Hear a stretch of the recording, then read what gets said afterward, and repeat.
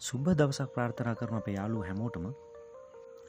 ඉතින් අද අපි කතා කරමු ලිසනින් පැත්ත. එහෙමත් නැත්නම් තර්ජී පැත්ත හදාගන්න විදිය ගැන.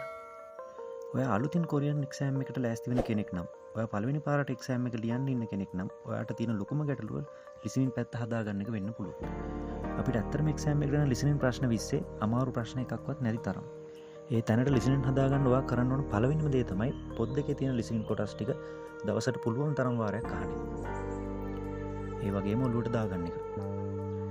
ඔයා කොරියන් TV සීරීස් ඩ්‍රාමා වගේ දේවල් බලනවා නම් සිංහලෙන් හම් ෆිල්ම් එකක් බලනකොට තේරෙන ගානටම ඔයාට පුළුවන් ඔයාගේ ලිසනින් පැත්ත හදාගන්න.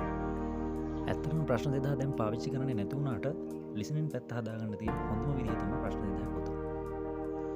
තව ඔයාට පුළුවන් ලිසනින් ට්‍රැක් ටික ෆෝන් එකට දාගෙන Bluetooth hand free එකක් පාවිච්චි කරලා ඔයා මොන වැඩේ කර ඉන්න ගමන් උනත් ඒ දේවල් අහන්න. ඒ වගේම පොත් දෙකේ තියෙන වචනත් ඔයාට පුළුවන් රෙකෝඩ් කරලා ඒ වගේම අහන්න පටන් ගන්න. ඔයාට ලිසනින් පැත්තේ තියෙන ප්‍රශ්න ගොඩකට උත්තර ප්‍රශ්න 2000 පොතේ තියෙනවා. එහෙනම් ඊළඟ වීඩියෝවෙන් අපි කතා කරමු එක්සෑම් එකට යන ප්‍රශ්න 40ට සූදානම් වෙන විදිය ගැන. අදට ගිහිල්ලා එන්න. ජය වේවා හැමෝටම.